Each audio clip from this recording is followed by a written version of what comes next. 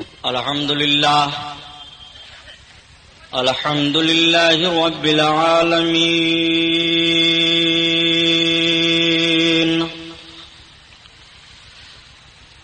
والصلاة والسلام على سيد المرسلين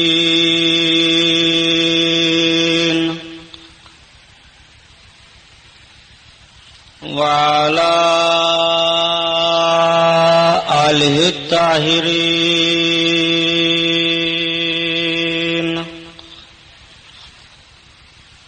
وأصحابه المطهرين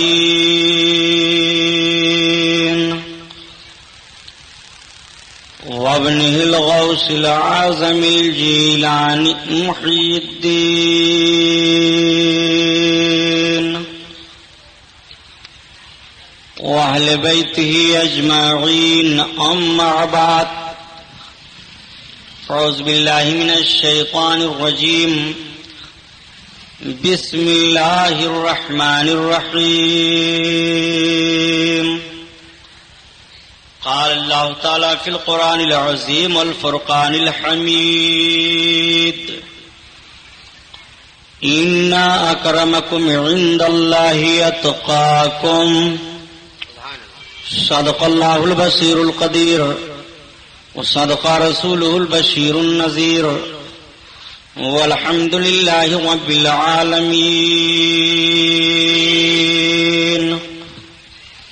لائق صد احترام علماء اہل سنت، قابل قدر سامعین حضرات، آئیے ہم اور آپ سب سے پہلے اپنے اور ساری کائنات کے مرکز عقیدت حضور رحمت للعالمین، شفیع المذنبین، رسول گرامی وقار، محبوب پروردگار، دونوں عالم کے مالک و مختار حضور محمد الرسول اللہ صلی اللہ تعالی علیہ وسلم کے دربار پرانوار میں درود شریف کا نذرانہ پیش فرمائیں. پڑھیے بلند آواز سے: صلی اللہ علیہ نبی والہ صلی اللہ تعالی علیہ وسلم. صلاۃ و سلام علیک یا رسول اللہ صلی اللہ تعالی علیہ وسلم. پورا مجمع خیر و برکت کے لیے اور پڑھ لیجیے درود شریف: اللہم صلی علی سیدنا مولانا محمد معدن الجود والکرم وعلی آلہ وبارک وسلم. صلاۃ و سلام علیک یا رسول اللہ صلی اللہ تعالی علیہ وسلم. حضرات، حسب معمول اعلی حضرت عظیم البرکت آیت من آیات اللہ، معجزۃ من معجزات رسول اللہ، امام احمد رضا خان علیہ الرحمت و رضوان کی مقدس نعت پاک کے کچھ اشعار سن لیجئے. سرکار اعلی حضرت عظیم البرکت اپنے آقا صلی اللہ تعالی علیہ وسلم کی مقدس شان میں سلام عرض کرتے ہیں. آپ کا سلام مصطفیٰ جان رحمت آج پوری دنیا میں پڑھا جا رہا ہے، جہاں جہاں خوش عقیدہ مسلمان ہیں. بے شک سرکار اعلی حضرت عظیم البرکت نے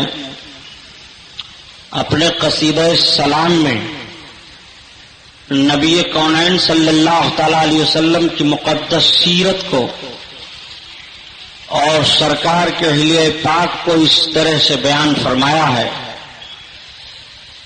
کہ اگر غور و فکر کے ساتھ آپ پڑھتے اور سنتے جائیں تو آقا کریم صلی اللہ تعالی علیہ وسلم کے جلووں میں آپ گم ہو جائیں گے. اعلی حضرت اپنے آقا کی بارگاہ میں عرض کرتے ہیں: مصطفیٰ جان رحمت لاکھوں سلام، شمع بز میں ہدایت پہ لاکھوں سلام. یہ روز سلام آپ پڑھتے ہیں. سرکار اعلی حضرت عظیم البرکت نے کیوں عرض کیا مصطفیٰ جان رحمت پہ لاکھوں سلام؟ رب تعالیٰ نے اپنے محبوب کے تعلق سے قرآن عظیم میں ارشاد فرمایا وما ارسلناک الا رحمۃ للعالمین. بے شک سبحان اللہ. اے محبوب ہم نے آپ کو سارے عالم کے لیے رحمت بنا کر بھیجا. اعلی حضرت عظیم البرکت عرض کرتے ہیں اے مومنوں میرے آقا جب سارے عالم کے لیے رحمت ہیں تو اپنے آقا پر سلام بھیج لو. سرکار کا مقدس اسم شریف مصطفیٰ بھی ہے. آقا کریم صلی اللہ تعالی علیہ وسلم کو رب نے رحمت بنا کر بھیجا. اور پھر عرض کرتے ہیں کہ شمع بز میں ہدایت پہ لاکھوں سلام. ہدایت کے بزم کی شمع ہے میرے آقا صلی اللہ تعالی علیہ وسلم، تو آپ پر سلام ہو. اور اس کے بعد پھر عرض کرتے ہیں شہر یار ارم تاجدار حرم، شہر یار ارم تاجدار حرم، نوبہار شفاعت پہ لاکھوں سلام. ارم کہتے ہیں جنت کو. میرے آقا صلی اللہ تعالی علیہ وسلم جنت کے سلطان ہیں. رب تعالیٰ نے جنت کو آپ کے اختیار میں دے دیا ہے. تو اے جنت کے مالک آپ پر سلام ہو. اے مدینہ کے تاجدار آپ پر سلام ہو. اے قیامت میں شفاعت کرنے والے آقا آپ پر سلام ہو. قیامت میں میرے آقا شفاعت فرمائیں گے، رب کی بارگاہ میں اپنے امتیوں کو سفارش کر کے جنت دلائیں گے. تو اے جنت کے مالک آقا کریم آپ پر سلام ہو. مدینہ کے تاجدار آپ پر سلام ہو. شفاعت فرمانے والے آقا آپ پر سلام ہو. اب اعلی حضرت عظیم البرکت آقا کریم صلی اللہ تعالی علیہ وسلم کی مقدس جبین پاک کو اپنے سلام میں اس طرح سے بیان فرماتے ہیں اور سلام عرض کرتے ہیں جس کے ماتھے شفاعت کا سہرا رہا، جس کے ماتھے شفاعت کا سہرا رہا، اس جبین سعادت پہ لاکھوں سلام. آقا کریم کی مقدس جبین کو آپ سلام عرض کر رہے ہیں. اب آپ ذرا دیکھیے اس پیشانی کے بعد جسم کا حصہ کیا آتا ہے. آنکھوں کے اوپر کی بھویں آتی ہیں. اعلی حضرت اپنی اس قصیدہ سلام میں سرکار کے بھون شریف کی کس طرح سے تعریف فرمائی ہے. عرض کرتے ہیں یا رسول اللہ آپ کا کریمانہ حال تو یہ ہے کہ جس کے سجدے کو محراب کعبہ جھکی، جس کے سجدے کو محراب کعبہ جھکی، ان بھاؤں کی لطافت پہ لاکھوں سلام. اعلی حضرت عظیم البرکت اپنے اس سلام میں سرکار کی نگاہ نبوت کی تعریف بیان فرماتے ہیں. قربان جائیے، اب بھاؤں کے بعد آنکھیں ہی تو آتی ہیں. آقا صلی اللہ تعالی علیہ وسلم عرض کرتے ہیں یا رسول اللہ آپ کے نگاہ اقدس کا حال تو یہ ہے جس طرف اٹھ گئی دم میں دم آ گیا، جس طرف اٹھ گئی دم میں دم آ گیا، اس نگاہ عنایت پہ لاکھوں سلام.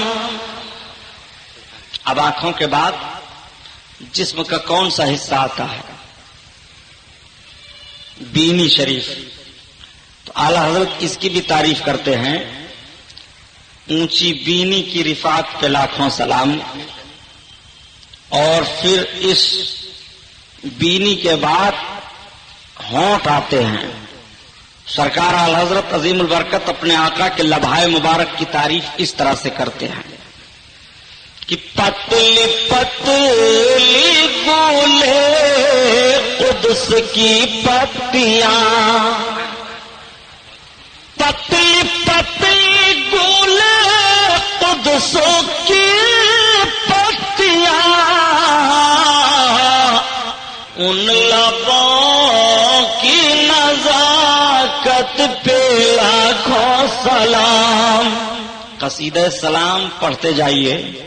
اپنے آقا مولا صلی اللہ تعالی علیہ وسلم کا پورا مقدس سراپا سامنے آ جائے گا.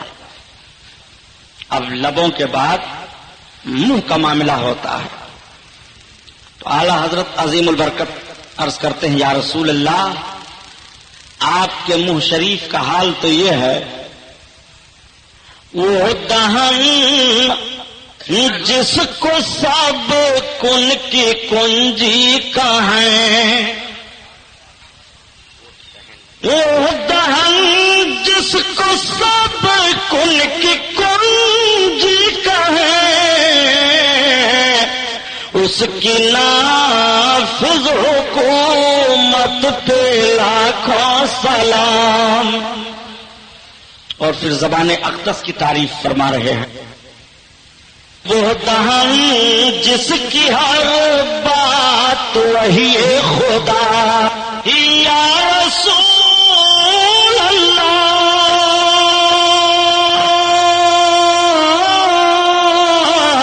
وہ دہن جس کی ہر بات وہی خدا، چشمہ علم و حکمت پہ لاکھوں سلام. اور وہ زبان جس کو سب کن کی کنجی کہیں، اس کی نافذ حکومت پہ لاکھوں سلام. اور ذرا سراپا ملاحظہ فرمائیے اس سلام میں. آقا کریم صلی اللہ تعالی علیہ وسلم کے دوش مبارک کی تعریف کرتے ہیں اعلی حضرت. جس کو بارے دو عالم کی پرواہ نہیں، جس کو بارے دو عالم کی پرواہ نہیں، ایسے بازو کی قوت پہ لاکھوں سلام، لاکھوں سلام. اس طرح سے پورے سلام میں سرکار اعلی حضرت عظیم البرکت نے آقا کریم صلی اللہ علیہ وسلم کے مقدس سراپا کو بیان فرمایا ہے. سر اقدس سے لے کر کے اور پاؤں شریف تک کا پورا نقشہ کھینچ دیا ہے. اور اس کے بعد پھر صحابہ کی تعریف اس سلام میں کرتے ہیں، پھر 4 یاروں کی کرتے ہیں، پھر 4 اماموں کی کرتے ہیں، پھر اہل بیت اطہار کی کرتے ہیں، خاتون جنت کی تعریف کرتے ہیں، اور پھر ازواج مطہرات کی تعریف کرتے ہیں. اور آخر میں عرض کرتے ہیں کہ میرے آقا کا حال تو یہ ہے کہ سرکار کے صدقے میں سب کو سلامتی مل رہی ہے. ایک میرا ہی رحمت میں دعویٰ نہیں، شاہ کی ساری امت پہ لاکھوں سلام. اللہ اکبر. پورا سلام پڑھ ڈالو تو نبی کونین صلی اللہ تعالی علیہ وسلم کا سراپا ملاحظہ فرما لو. کہ شان سے حسان بولے، فدائے حامل قرآن بولے، غلام موتی ایمان بولے، وہ نقطہ رس دقیقہ دان بولے، ادب کا مطلع تابان بولے، واحسن من کلم ترقت عیلی، واجمل من کلم تلد النساء، خلقتا مبرعا من کل عیب، کانکا قد خلقتا کما تشاء. 1000 بار بشویم دہن ز مشک و گلاب، ہنوز نام تو گفتن کمال بے ادبیست. حضرات اللہ تعالیٰ نے قرآن عظیم میں ارشاد فرمایا انا اکرمکم عند اللہ اتقاکم، تم میں اللہ کے نزدیک بزرگ وہ ہے جو سب سے زیادہ پرہیزگار ہے، سب سے زیادہ اللہ کا خوف اپنے دل میں رکھنے والا ہے۔ یہ آیت کریمہ خلیفہ اول حضرت ابو بکر صدیق رضی اللہ تعالی عنہ کے حق میں نازل ہوئی۔ حضرت ابو بکر صدیق خلیفہ اول ہیں، رسول اللہ صلی اللہ تعالی علیہ وسلم کا سب سے پہلے کلمہ آپ نے پڑھا۔ حضرت ابو بکر صدیق کے تعلق سے بتایا جاتا ہے کہ جب آپ کی ولادت بسعادت ہوئی اور آپ کے والد صاحب جب آپ کچھ ہوش سنبھالتے ہیں لے کر کے گئے بتوں کے سامنے اور اپنے بچے سے کہا سجدہ کرو، تو حضرت ابو بکر صدیق نے انکار فرما دیا۔ بلکہ روایت میں یہاں تک بات آئی ہے کہ آپ نے ایک پتھر اٹھا کر کے ایک بت کو مارا اور اپنے باپ سے کہا کہ یہ ہمارا خدا کہاں ہے جس کو ہم مار دیں ہاتھ سے؟ تو ان کے باپ لے کر کے اپنے بیٹے کو آئے اور آپ کی ماں کے پاس دیتے ہوئے کہا کہ ابو بکر نے ایسے ایسے کیا ہے۔ تو آپ کی ماں کہتی ہیں کہ میرے بچے کو اسی حالت پر چھوڑ دو، اس لیے کہ جب میرا بچہ پیدا ہوا تو میں نے ایک آواز سنی تھی، کوئی پکار کر کہہ رہا تھا کہ یہ بچہ صاحب محمد کا دوست ہے، واتیق من النار، اور جہنم سے آزاد ہے۔ میں نہیں جانتی کہ محمد کون ہے۔ آپ کی ماں نے آپ کے باپ سے یہ بتایا۔ حضرت ابو بکر صدیق جب ہوش سنبھالتے ہیں تو اس وقت سے لے کر کے اور جب تک آپ نے کلمہ نہیں پڑھا تھا اس دور کی زندگی بھی آپ کی بڑی صاف اور ستھری ہے۔ کبھی آپ نے شراب کو ہاتھ نہیں لگایا تھا، کبھی اپنی زبان سے آپ جھوٹ نہیں بولے تھے، کبھی آپ نے کسی کے قتل میں حصہ نہیں لیا تھا، کبھی حضرت ابو بکر صدیق نے دروغ گوئی سے تجارت نہیں کی تھی۔ حضرت ابو بکر صدیق کی مقدس زندگی بہت پاک و صاف اسلام لانے سے پہلے بھی ہے۔ یہی وجہ ہے کہ جب مکہ کے لوگ آپ کے پاس آتے تھے مقدمہ لے کر کے اور کٹھن سے کٹھن مقدمے کا فیصلہ نہ ہوتا تو حضرت ابو بکر اس کا فیصلہ فرما دیا کرتے تھے۔ حضرت ابو بکر صدیق رضی اللہ تعالیٰ عنہ کو رئیس مکہ کہا جاتا تھا، سردار مکہ کہا جاتا تھا۔ آپ جس مجلس میں ہوتے اس مجلس میں لوگ بے حیائیوں سے پرہیز کیا کرتے تھے۔ حضرت ابو بکر صدیق جس راستہ سے گزرتے تو لوگ کہا کرتے تھے رئیس مکہ جا رہے ہیں۔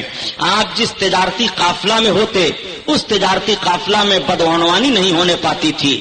یہ آپ کی شروع کے حالات تھے۔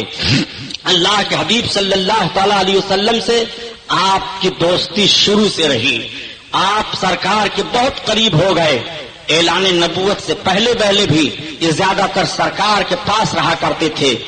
آقا کریم نے جب نبوت کا اعلان فرمایا تو اس وقت حضرت ابو بکر صدیق مکہ میں نہیں تھے بلکہ تجارت کرنے کے لیے شام کی طرف ایک مشہور تجارتی قافلہ کے ساتھ گئے ہوئے تھے۔ شام کے قریب وہ پہنچے، رات آ گئی تو سارے تاجروں نے یہ طے کیا کہ ایسا کرو کہ اپنا تجارت کا مال یہیں پر رکھ دو اور آج رات کسی گرجا گھر کے قریب گزار لی جائے۔ رات میں قلعہ کا دروازہ کھلے گا نہیں اور شہر میں داخل ہونا دشوار ہے۔ حضرت ابو بکر صدیق رضی اللہ تعالیٰ عنہ اور آپ کے تمام ساتھی وہیں ٹھہر گئے۔ قریب میں ایک گرجا گھر تھا، حضرت ابو بکر نے اپنے غلام کو بھیجا، کہا چلے جاؤ تم گرجا گھر کے مالک سے اجازت لے لو، اگر وہ اجازت دے دے تو ہم اپنا تجارت کا سارا سامان اس کے گرجا گھر میں رکھ دیں اور ہم سارے تجارتی لوگ کھلے آسمان کے نیچے رات گزار سکتے ہیں۔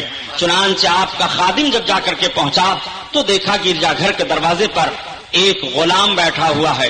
حضرت ابو بکر کے غلام نے اس غلام سے کہا کہ بتاؤ اس گرجا گھر کا مالک کون ہے؟ اس نے کہا ہمارا آقا ہے جو عبادت خدا کی کرتا رہتا ہے، وہ باہر نہیں نکلتا ہے۔ کہا ہم تمہارے آقا سے ملنا چاہتے ہیں۔ کہا تم ہمارے آقا سے نہیں مل سکتے ہو، ہاں اتنی اجازت ضرور ہے کہ اگر تم کچھ کہو تو میں اپنے آقا تک تمہاری بات پہنچا سکتا ہوں۔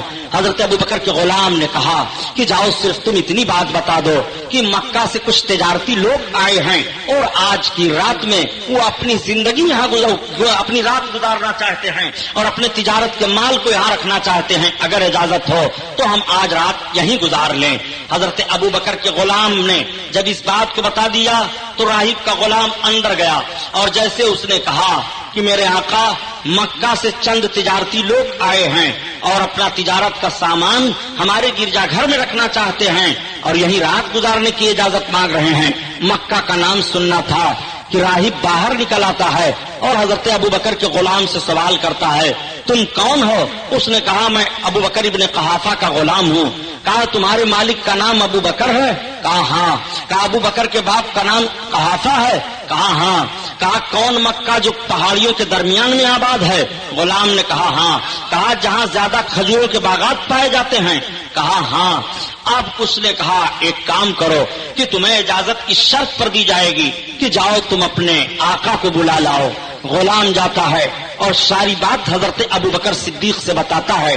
حضرت ابوبکر آتے ہیں، جیسے راہب کے پاس پہنچے راہب اٹھ کر کے کھڑا ہو گیا اور آپ کی پیشانی کو چوما اور چومنے کے بعد آپ کے ہاتھ کو اپنے ہاتھ میں لیا اور کہا اے ابوبکر ابن قحافہ تم مجھے اجازت دو میں تمہیں امیر المومنین کہوں۔ اتنا سننا آپ فرماتے ہیں راہب معاملہ کیا ہے؟ میں تو ابوبکر ابن قحافہ ہوں، تم کبھی میرے باپ کا پتہ پوچھتے ہو، کبھی مکہ کا جغرافیہ پوچھتے ہو، کبھی مکہ میں کھجوروں کے درخت ہیں اس کے تعلق سے سوال کرتے ہو اور کبھی کہتے ہو ابوبکر اجازت دو ہم تمہیں امیر المومنین کہیں، معاملہ کیا ہے؟ تب تک راہب نے کہا اے ابوبکر ابن قحافہ تمہیں نہیں معلوم ہے کہ مکہ کی زرزمین پر نبی آخر الزمان مبعوث ہو چکے ہیں اور وہ اپنی رسالت و نبوت کا اعلان کر چکے ہیں، ان کی رسالت و نبوت پر سب سے پہلے ایمان تم لاؤ گے، ابو بکر ان کے خلیفہ پہلے تم بنو گے، ابو بکر سب سے پہلے ان کی امت امیر المومنین تمہیں کہے گی۔ حضرت ابو بکر سنتے جا رہے ہیں اور دل کی دنیا بدلتی چلی جا رہی ہے۔ رات گزر گئی، حضرت ابو بکر کے دل میں ایک عجیب ہے جان ہے، آپ سارے مال کو وہیں اونے پونے کر کے بیچ دیتے ہیں اور تجارتی قافلہ سے کہہ دیتے ہیں میں یہیں سے واپس ہو رہا ہوں۔ حضرت ابو بکر وہیں سے مکہ واپس ہو گئے اور جب مکہ کے قریب پہنچے تو ابو جہل مل گیا۔ جیسے ابو جہل ملتا ہے حضرت ابو بکر کو سلام کیا، کہا ابو بکر ابن قحافہ آ گئے ہو؟ کہا ہاں میں آ گیا ہوں۔ اس وقت ابو جہل کو ابو جہل نہیں کہا جاتا تھا بلکہ اس کو ابو الحکم کہا جاتا تھا، اس کا نام عمرو بن حشام ہے۔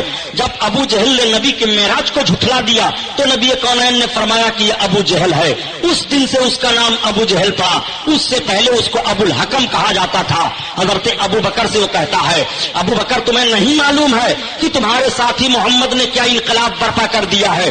کہا کون سا انقلاب برپا کیا ہے؟ کہا ابو بکر تمہارے ساتھی محمد کہہ رہے ہیں مجھے اللہ کا رسول مانو اور ایک خدا کی عبادت کرو، ہمارے معبودوں کا یوں انکار کر رہے ہیں۔ حضرت ابو بکر کہتے ہیں کہ ابو الحکم تم ابھی ہمارے پاس سے ہٹ جاؤ، ابھی میں سفر سے آ رہا ہوں، راستے کے گرد و غبار میں اٹا ہوا ہوں، میں اپنے سامان کو رکھ دوں مجھے اطمینان ہو جائے، پھر میں خبر لیتا ہوں کہ میرے ساتھی کیا کہہ رہے ہیں۔ حضرت ابو بکر اپنے گھر جاتے ہیں اور گھر جانے کے بعد سامان رکھتے ہیں، اپنے گھر والوں سے پوچھتے ہیں یہ بتاؤ تم سب کو یہ پتا ہے کہ محمد ابن عبداللہ کدھر ہیں؟ تب تک گھر والوں نے بتایا کہ آپ ان کا پتہ پوچھ رہے ہیں، انہوں نے تو اپنی نبوت اور رسالت کا اعلان کیا ہے، پورے مکہ میں انقلاب برپا ہو گیا ہے، وہ جس راستہ سے چلتے ہیں لوگ خوشبو سونکھ کر بتا دیتے ہیں کہ آج محمد اسی راستہ سے گئے ہیں۔ حضرت ابو بکر اپنے گھر سے نکل پڑے اور اسی خوشبو کا احساس کرتے ہوئے چلے جا رہے ہیں۔ آج نبوت کی خوشبو حضرت ابو بکر کو مل رہی ہے، اسی لیے تو اعلیٰ حضرت عظیم البرکت فرماتے ہیں کہ بھینی خوشبو سے مہک جاتی ہے گلیاں واللہ، بھینی خوشبو سے مہک جاتی ہے گلیاں واللہ،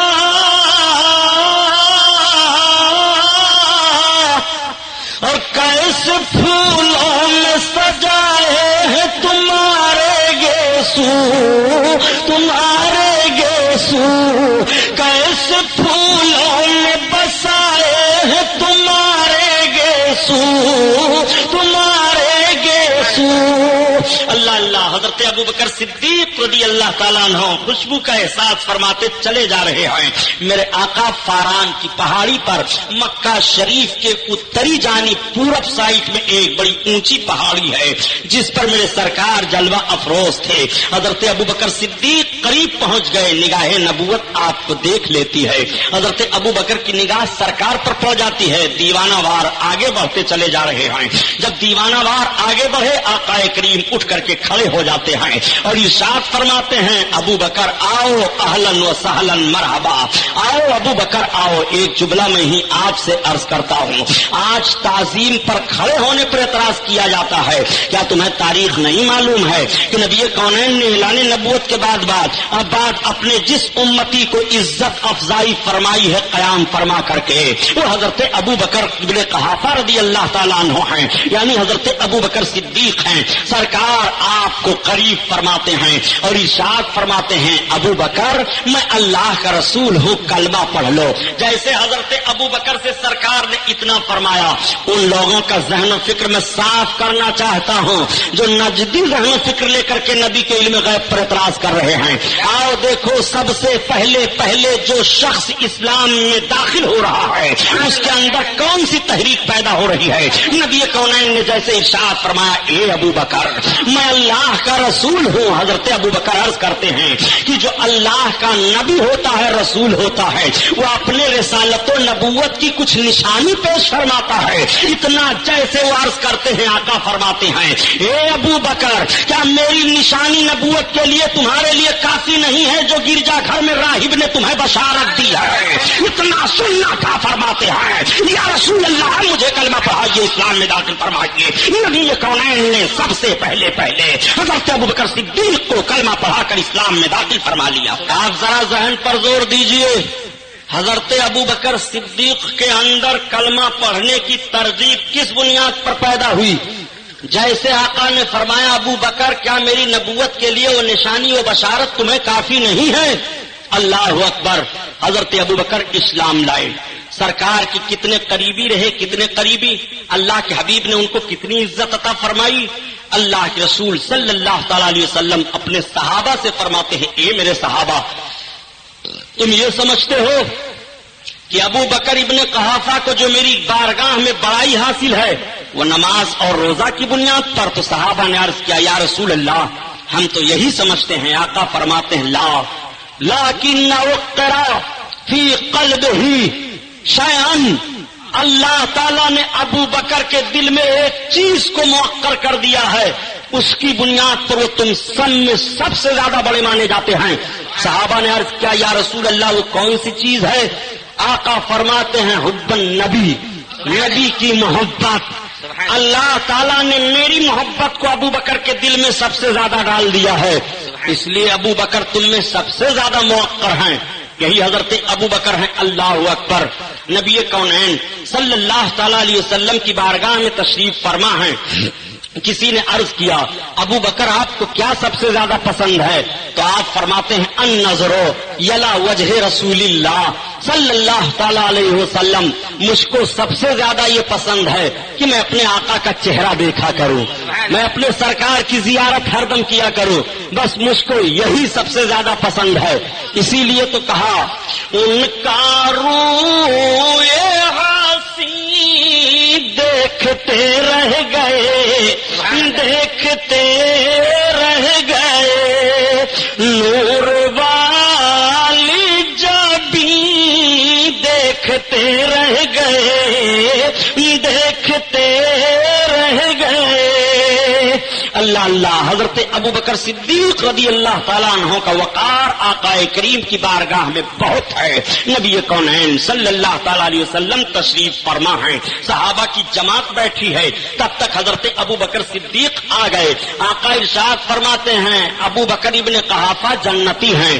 تب تک حضرت عمر ابن خطاب آ گئے. آقا ارشاد فرماتے ہیں وہ دیکھو عمر ابن خطاب آ رہے ہیں, جنتی ہیں. تب تک حضرت عثمان غنی آ گئے. آقا ارشاد فرماتے ہیں وہ دیکھو دیکھو عثمان ابن عفان آ رہے ہیں جنتی ہیں، تب تک حضرت مولائے کائنات آ گئے، آقا ارشاد فرماتے ہیں وہ دیکھو علی ابن ابی طالب آ رہے ہیں جنتی ہیں، تب تک حضرت طلحہ آ گئے، آپ فرماتے ہیں وہ دیکھو طلحہ آ رہے ہیں جنتی ہیں، تب تک حضرت عبد الرحمن ابن عوف آ گئے، آپ فرماتے ہیں وہ دیکھو عبد الرحمن ابن عوف آ رہے ہیں جنتی ہیں، تب تک حضرت سعد بن وقاص آ گئے، آپ فرماتے ہیں وہ دیکھو سعد بن وقاص آ رہے ہیں جنتی ہیں، تب تک حضرت عبیدہ بن جراح آ گئے، آپ فرماتے ہیں وہ دیکھو عبیدہ بن جراح آ رہے ہیں جنتی ہیں۔ یہ 10 صحابی یک کے بعد دیگرے نبی کی بارگاہ میں حاضر ہو رہے ہیں، آقا ارشاد فرماتے ہیں ابو بکر تم جنتی ہو، عمر تم جنتی ہو، عثمان تم جنتی ہو، سعید تم جنتی ہو، طلحہ تم جنتی ہو، سعد بن وقاص تم جنتی ہو، عبد الرحمن ابن عوف تم جنتی ہو، عبیدہ بن جراح تم جنتی ہو۔ نبی کونین ارشاد فرماتے جا رہے ہیں ان صحابیوں کو جنت کی بشارت ملتی جا رہی ہے، اسی کو تو اعلیٰ حضرت عظیم البرکت بیان فرما رہے ہیں کہ وہ دسو جن کو جنت کا مزدہ ملا، وہ دسو جن کو جنت کا مزدہ ملا، اس مبارک جماعت پہ لاکھوں سلام، لاکھوں سلام۔ اللہ اللہ، علماء محققین بیان فرماتے ہیں کہ اس وقت میرے آقا کا دریائے کرم اتنا جوش پر تھا کہ جو آتے جنت کی بشارت پاتے جاتے۔ اچھا دیکھو سارے صحابہ بیٹھے ہوئے تھے، سب کی نگاہ سرکار پر لگی ہوئی ہے، سرکار نے ان 10 کو جنت کی بشارت دے دی تو سب کے دل میں یہ بات آئی کہ میرے آقا کاش ہمیں بھی جنت کی بشارت دے دیتے، سرکار ہمارے لیے بھی جنت کی خوشخبری دے دیتے۔ آج جب کچھ لوگ کہہ دیا کرتے ہیں کہ نبی کونین کو نہیں معلوم ہے غیب کی باتیں، میں عرض کرتا ہوں زبان کو سنبھالو، اپنے عقیدے کو برباد نہ کرو۔ صحابی کا عقیدہ ذرا دیکھو، صحابہ کرام اپنے اپنے دل میں سوچتے ہیں کہ ابو بکر کو تو جنت کی بشارت مل رہی ہے، عمر بن خطاب جنت کی بشارت پا گئے، عثمان پا گئے، مولائے کائنات کو مل جا رہی ہے، عبیدہ بن جراح کو مل گئی ہے، حضرت عبد الرحمن ابن عوف کو جنت کی بشارت مل جاتی ہے، سعد بن وقاص کو مل جاتی ہے، حضرت طلحہ حضرت سعید کو جنت کی بشارت مل جاتی ہے۔ کاش ہم لوگوں کو بھی آقا جنت کی بشارت عطا فرما دیتے۔ صحابہ اپنے دل میں جیسے یہ سوچتے ہیں تب تک آقا کا دریائے کرم جوش میں آتا ہے۔ آقا ارشاد فرماتے ہیں سنو قیامت کے دن اللہ تعالیٰ ایسے 70,000 افراد کی مغفرت بلا حساب فرمائے گا۔ اللہ اکبر۔ جب صحابہ کو یہ بشارت مل گئی تو وہ تو خوش ہو گئے، مگر انہی صحابیوں میں ایک صحابی حضرت عکاشہ رضی اللہ تعالیٰ عنہ ہیں۔ حضرت عکاشہ کھڑے ہو جاتے ہیں اور عرض کرتے ہیں یا رسول اللہ ایسے 70,000 افراد کی مغفرت رب تعالیٰ بلا حساب قیامت میں فرمائے گا؟ آقا نے ارشاد فرمایا ہاں، ایسے 70,000 افراد کی مغفرت رب تعالیٰ قیامت میں بلا حساب فرمائے گا۔ تب تک حضرت عکاشہ کا عقیدہ ملاحظہ فرمائیے۔ حضرت عکاشہ عرض کرتے ہیں یا رسول اللہ تو انہی 70,000 میں سے ہمیں بھی کر دیجئے، حالانکہ بشارت مل رہی ہے مگر اپنے لیے وہ تخصیص کروا رہے ہیں، یا رسول اللہ انہی 70,000 میں سے ہمیں بھی کر دیجئے۔ آقا ارشاد فرماتے ہیں عکاشہ جا، انہی 70,000 میں سے ہم نے تمہیں بھی کر دیا۔ اللہ اکبر۔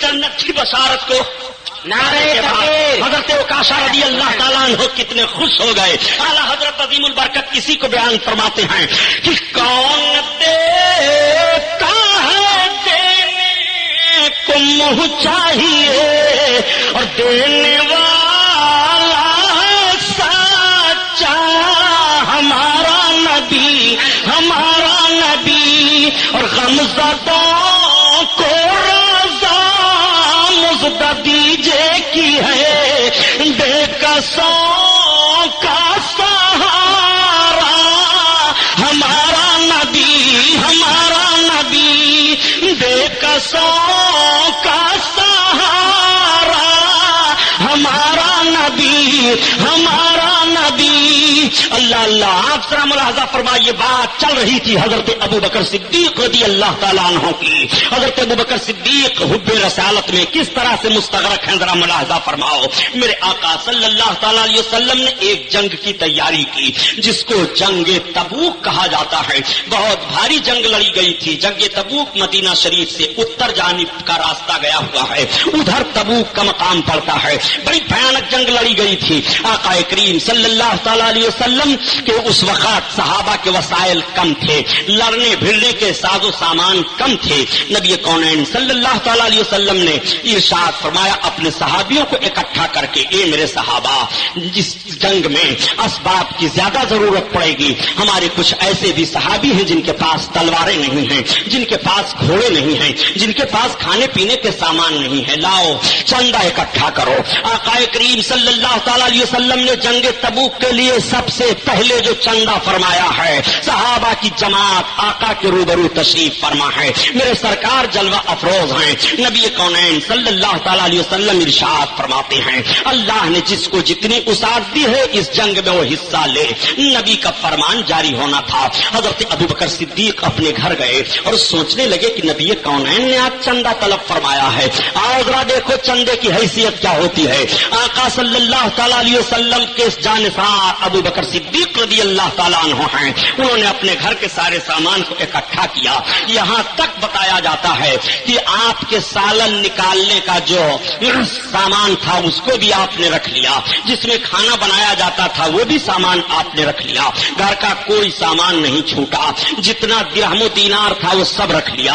حضرت ابوبکر سرکار کی بارگاہ میں جب لا کر کے پیش کرنے کا ارادہ کرتے ہیں تو سوچتے ہیں میرے سرکار نے طلب کیا ہے. اپنے جسم کے کپڑوں کو اتارا اور ٹاٹ میں ببول کے کانٹے لگا کر کے تہبند پہن لیتے ہیں اور ببول کے کانٹے لگا کر کے چادر کی شکل میں اوڑھ لیتے ہیں. آقا کریم صلی اللہ علیہ وسلم کی بارگاہ میں پیش فرما دیتے ہیں. حضرت عمر فاروق اعظم کہتے ہیں کہ میں نے اس دن سوچا تھا کہ آج میں ابو بکر سے زیادہ بڑھ جاؤں گا. میں اپنے گھر گیا اور میں نے اپنے سامان کا آدھا حصہ کیا، آدھا اپنے بال بچوں کے لیے رکھا اور آدھا میں نے اپنے آقا کی بارگاہ میں لے جا کر کے پیش کر دیا. ہر صحابی اپنے حسب حیثیت اس طرح سے آقا کی بارگاہ میں چندے کے سامانوں کو رکھ رہے ہیں. حضرت عثمان غنی عرض کرتے ہیں یا رسول اللہ میں 100 اونٹ سامانوں کے ساتھ آپ کی بارگاہ میں پیش کر رہا ہوں. آقا ارشاد فرماتے ہیں زد یا عثمان، اے عثمان اور زیادہ کر دو.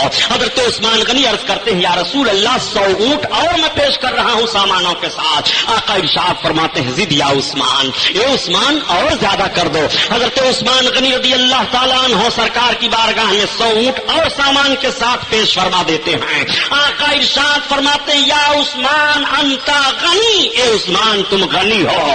اسی دن سے حضرت عثمان کا لقب غنی کا لقب پڑ جاتا ہے. حضرت عثمان غنی کے لیے نبی ارشاد فرماتے ہیں اے عثمان اب تم بخشے بخشائے ہو، تمہارے لیے کچھ نہیں ہے. یہاں کچھ نہیں ہونے سے مطلب یعنی نفلی عمل تم نہ کرو اے عثمان تو تمہارے لیے کوئی بات نہیں ہے. حضرت عثمان غنی نبی کونین کی بارگاہ میں اس دن 300 اونٹ سامانوں کے ساتھ پیش کرتے ہیں. آقا کریم صلی اللہ تعالی علیہ وسلم آئے اور سرکار ملاحظہ فرمانے لگے کس نے کتنا دیا ہے، کس نے کتنا دیا ہے. کوئی عرض کرتا ہے یا رسول اللہ میں نے اپنے مال کا چوتھائی حصہ پیش کر دیا ہے. حضرت عمر فاروق اعظم عرض کرتے ہیں یا رسول اللہ میں نے آدھا پیش کر دیا ہے. حضرت ابو بکر پر جب نگاہ پڑی تو آقا ارشاد فرماتے ہیں ابو بکر تمہاری یہ حالت کیا لائے ہو؟ عرض کرتے ہیں یا رسول اللہ میں نے سب پیش کر دیا ہے. تب تک حضرت جبریل علیہ السلام حاضر آ گئے.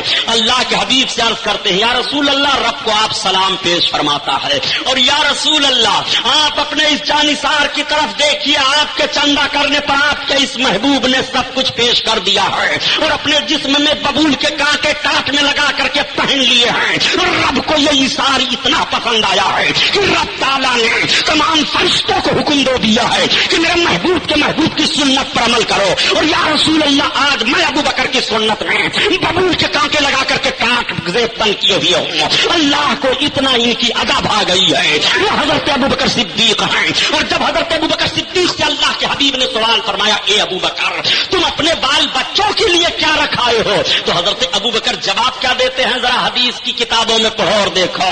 ان لوگوں سے میں کہوں گا جو اپنے آپ کو اہل حدیث کہتے ہیں کہ وہ لوگ سن لیں حضرت ابو بکر نے کیا کہا تھا. اہل حدیث تو نہیں ہے کہا جا سکتا ہے، اہل حدث البتہ کہا جا سکتا ہے. یہ کہتے ہیں ہم اہل حدیث ہیں. میں آپ سے پوچھنا چاہتا ہوں ساری حدیثوں پر عمل کر پاؤ گے؟ ساری حدیثوں پر ایمان لانا ضروری ہے. ساری حدیثوں پر عمل نہیں ہو پائے گا. سارے سنتوں پر عمل ہو جاتا ہے. آقا کریم صلی اللہ تعالی علیہ وسلم نے اسی لیے فرمایا نجات پانے والی جماعت وہی ہے جو اہل سنت و جماعت ہے. نبی کونین صلی اللہ تعالی علیہ وسلم کے اس جانثار نے کون سا جملہ ارشاد فرمایا تھا ذرا دیکھو. آقا سے عرض کرتے ہیں یا رسول اللہ میرے بال بچوں کے لیے اللہ کافی ہے اور اللہ اللہ کے رسول کافی ہیں. دونوں جملہ وہ کہتے ہیں یا رسول اللہ میرے بال بچوں کے لیے اللہ کافی ہے اور اللہ کے رسول کافی ہے. میں آپ سے پوچھنا چاہتا ہوں حضرت ابوبکر صرف اتنا ہی کہہ دیتے کہ یا رسول اللہ میرے بال بچوں کے لیے اللہ کافی ہے تو بھی نبی منع نہ فرماتے اور کوئی گرفت نہ کرتے, مگر محبت کا تقاضا ذرا ملاحظہ فرماؤ.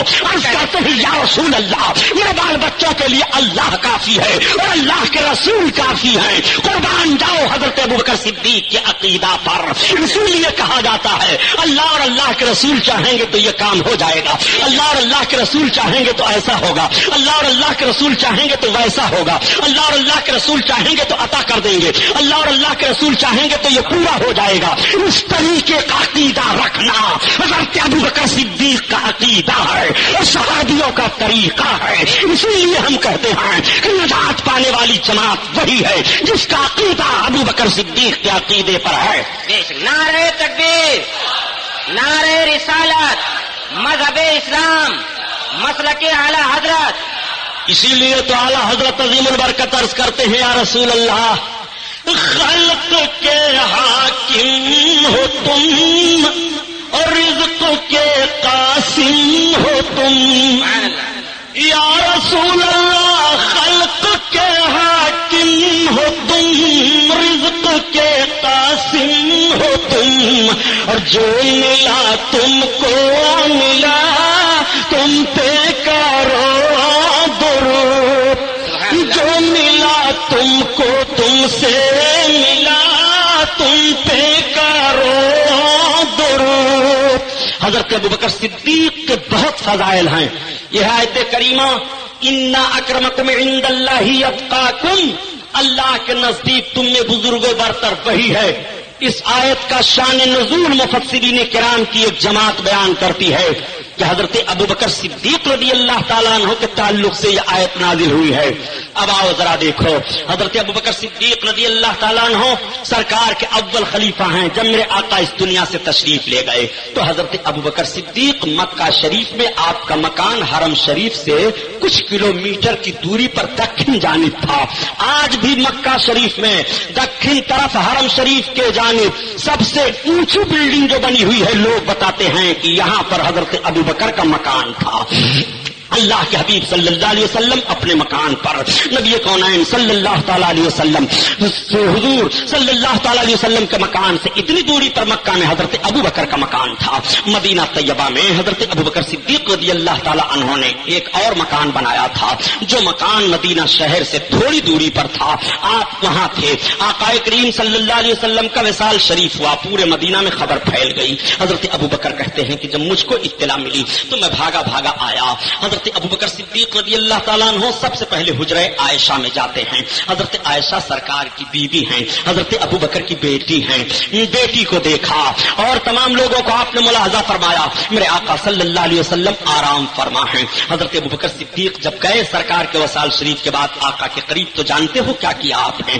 آپ گئے سرکار کے جسم پاک پر ایک چادر شریف پڑی ہوئی ہے. حضرت ابوبکر نے چادر کو چہرے سے ہٹایا, نبی کونین کے چہرے سے چادر کو ہٹانے کے بعد سلام کیا, اور سلام کرنے کے بعد آپ کی پیشانی کو چوما بوسا لیا. میں آپ سے پوچھنا چاہتا ہوں نبی کونین کی مقدس پیشانی کو کس نے چوما ہے؟ ابوبکر صدیق نے چوما ہے. حضرت ابوبکر صدیق چومنے کے بعد پھر چادر سرکار کے چہرے انور پر ڈال دیتے ہیں اور اس کے بعد پھر جائزہ لیتے ہیں کہ صحابہ کے حالات کیسے ہو گئے ہیں. حضرت ابوبکر صدیق نے دیکھا کہ عمر ابن خطاب تلوار لے کر کے گھوم رہے ہیں کہ اگر کسی نے کہہ دیا کہ نبی انتقال کر گئے تو میں اس کی گردن مار دوں گا.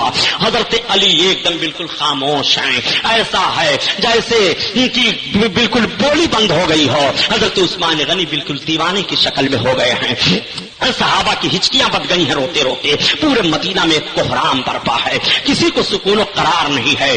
اللہ تعالیٰ نے حضرت ابوبکر سینہ کو کھول دیا تھا. حضرت عمر کہتے ہیں کہ سرکار کے وصال کے بعد اللہ تعالیٰ نے حضرت ابوبکر کے سینے کو کھول دیا تھا. آپ مسجد نبوی شریف میں تشریف لے گئے اور سارے صحابہ کو جمع کیا, اور جمع کرنے کے بعد کہا اے رسول اللہ صلی اللہ علیہ وسلم کے شہدائیوں, صبر و شکر سے کام لو.